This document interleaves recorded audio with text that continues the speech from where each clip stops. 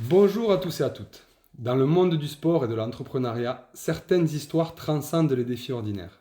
Aujourd'hui, j'ai le privilège d'interviewer un ami de longue date, Romain Abellan, joueur de football amputé, gérant d'une entreprise de menuiserie à Béziers et invité sur le plateau de TPMP avec Cyril Hanouna. Son parcours exceptionnel est une source d'inspiration pour tous ceux qui croient en la force de la résilience et de la passion.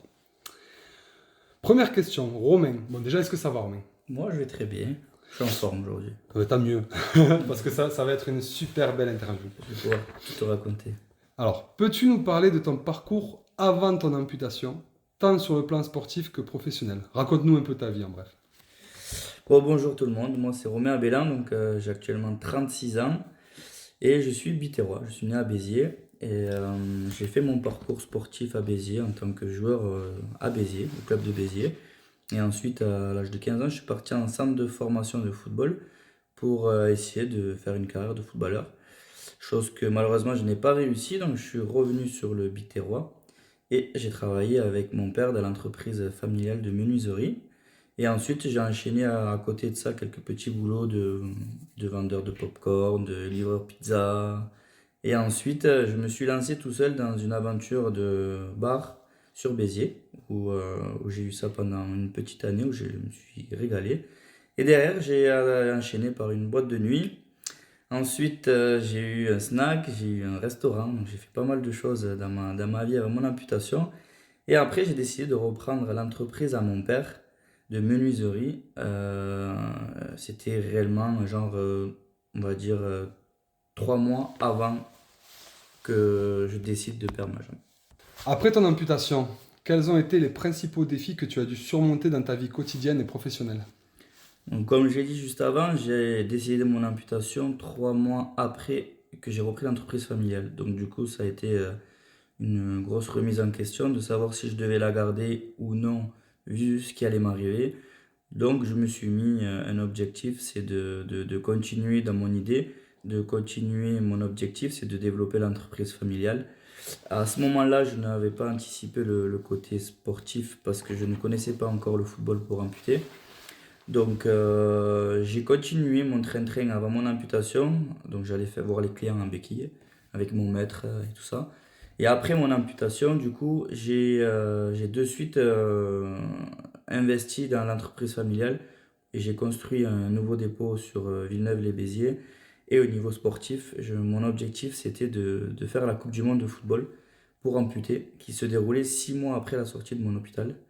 Chose que j'ai réussi à faire. Et du coup, derrière, j'ai enchaîné par une Ligue des Nations, pardon, une Ligue des Champions. Et j'ai finalement réussi à monter l'entreprise familiale, un nouveau dépôt et une maison où je vis actuellement sur Villeneuve-les-Béziers. Et c'est quoi qui t'a réellement motivé à reprendre le football après ton amputation?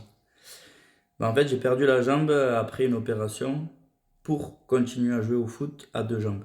Donc, je l'ai perdu, entre guillemets, pour jouer au football. Donc, je me suis dit, c'est pas parce que je l'ai perdu que je peux pas jouer au football encore. J'ai fouillé sur les réseaux, j'ai trouvé ce sport qui est magnifique. Le football pour amputer, ma détermination, c'est que le football, c'est toute ma vie. Depuis que je marche, je joue au football. On va dire que pour moi, je savais faire que ça. Donc, c'était vraiment une obligation pour moi d'être performant dans ce sport et de faire ce sport. Ok, très clair. Quelles sont les difficultés spécifiques que tu rencontres pour trouver des chaussures adaptées à ta prothèse et à tes besoins en tant qu'amputé? En fait, la difficulté, c'est au niveau des semelles pour ma part. Je pense pour certains amputés, même la plupart. Chaque chaussure a ses semelles, qu'elles sont en mémoire ou pas. Mais on se sent pas bien dans toutes les paires de chaussures. Donc, moi, je sais que j'ai une particularité, c'est que j'aime pas forcément les semelles à mémoire. J'aime les semelles, on va dire, standard. Et c'est vrai qu'au début, on n'achète pas des chaussures comme si on était valide. On les essaye réellement, on marche et on voit si ça ne nous fait pas des douleurs particulières et si ça ne nous gêne pas sur la marche. Parce que le réglage de prothèse ne se fait pas avec un tournevis ou une WT-40. Donc du coup, il faut aller voir le prothésiste, etc.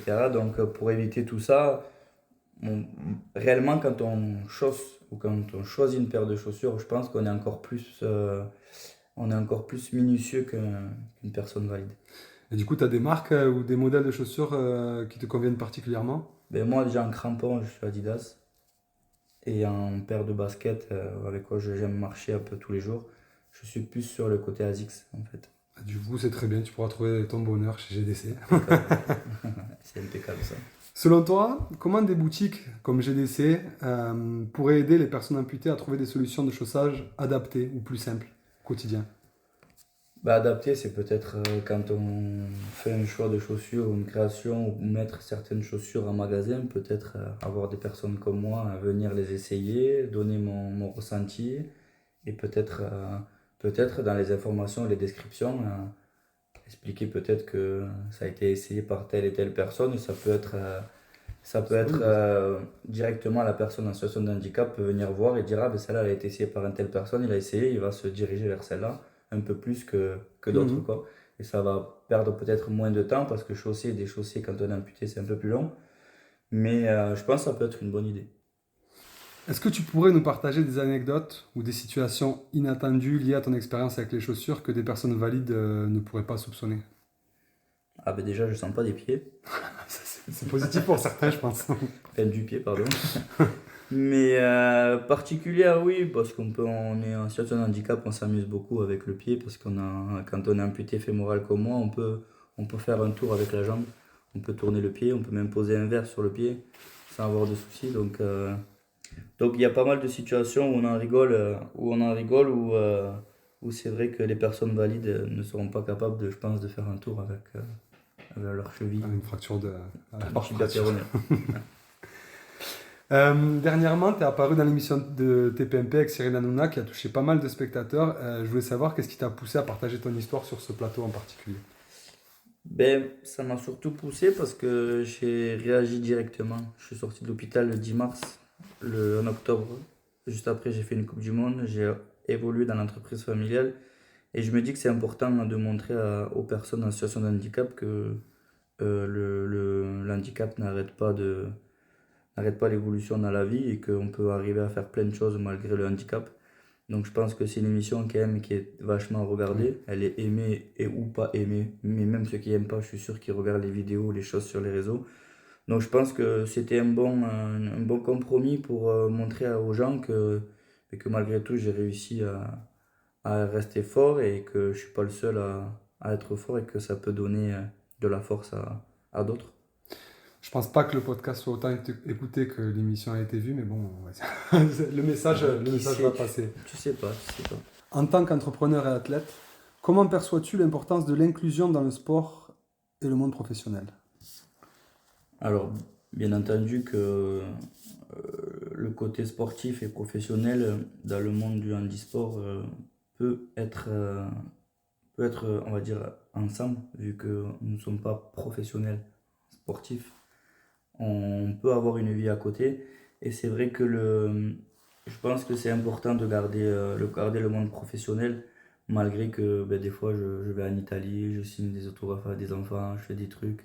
Mais il faut garder le pied sur terre. Ok, c'est très bien. Et se dire que le sport, c'est quelque chose d'important pour on va dire, c'est une thérapie. Mais le monde professionnel, c'est aussi important de montrer que on peut être entrepreneur et handicapé, en fait. Donc, voilà. Je te comprends.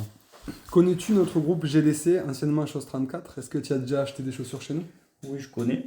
Il y en a un qui est pas très loin d'où je vis. Et j'ai plus acheté sur Internet. Ok. Mais sur notre site au moins. Bah ouais, Ah, j'ai ok. acheté sur votre site. Quelle solution ou innovation aimerais-tu voir développer pour faciliter le quotidien des personnes amputées en matière de chaussage? Si tu as des idées, bien sûr. Bon, ça, je l'ai dit un petit peu tout à l'heure, sur le côté, je pense, d'avoir des personnes en situation de handicap, que ce soit tibial ou fémoral, parce que c'est deux choses différentes. Un fémoral ne marche pas comme un tibial, parce que le tibial, il a son genou. Moi, je ne l'ai pas. Donc, on n'a pas les mêmes appuis, on n'a pas les mêmes choses. Donc, comme j'ai dit tout à l'heure, franchement, ça peut être sympa de pouvoir essayer les paires de chaussures. Et dans la description, quand il y a toujours une petite description, je pense, sur les écriteaux, des paires de chaussures, de mettre celle-là a été essayée par un fémoral, peu importe, et, euh, et on peut ressentir les sensations et ça peut aider, je pense, une personne en situation de handicap à choisir sa paire de chaussures. Je sais que ça compte beaucoup pour toi, transmettre un message, et du coup, je voudrais savoir vraiment quel message exactement tu souhaites transmettre à ceux qui font face à des défis similaires, que ce soit une amputation de la jambe ou autre, un handicap de ce genre, tant dans le sport que dans la vie professionnelle? Ce que je peux transmettre, c'est que dans la vie, rien n'est fini, que le handicap n'arrête pas de rêver. Donc, je pense que rêver, ça fait partie de la vie. Et se donner des défis, des objectifs aussi. Si une personne est en situation de handicap et n'a pas d'objectif ou se renferme sur soi-même, c'est là où on est mal. Et je pense que la vie est courte. Je pense que la vie, il faut profiter. Il y a certaines personnes qu'on leur annonce qu'ils ont 6 mois à vivre. Nous, on est en situation de handicap, certes, mais on a toute la vie devant nous pour pouvoir faire des projets, sportivement ou professionnellement. Et dans le sport, ce qui est bien, c'est qu'il y a tellement de sports qui sont adaptés pour n'importe quelle situation de handicap. On peut jouer en fauteuil, on peut jouer comme moi en béquille, on peut courir avec des lames, le mec il a un bras moins, il peut faire ce qu'il veut. On a vu les Paralympiques il n'y a pas longtemps, on a vu toutes sortes d'handicaps. Et c'est la preuve que les handicapés, les personnes en situation de handicap sportif ne sont pas sont des personnes normaux et sont surtout des athlètes de haut niveau, comme un athlète à 2 jambes ou à 2 bras ou pas.